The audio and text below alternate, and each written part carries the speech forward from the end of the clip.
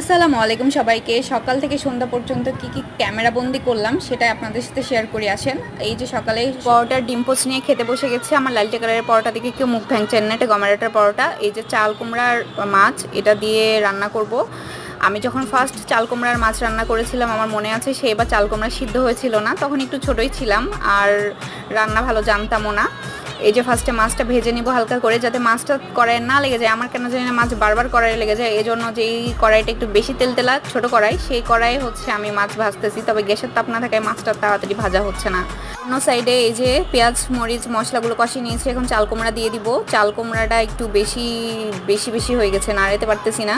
চাল কুমড়ায় পানি প্রচুর, তাই পানি ছেড়ে আপনি সিদ্ধ হচ্ছিল। এই যে এখন এক্সট্রা করে পানি দিয়ে দিব। আর মাছ কষানোর পর মাছের চেহারা হয়েছে এই টাইপের।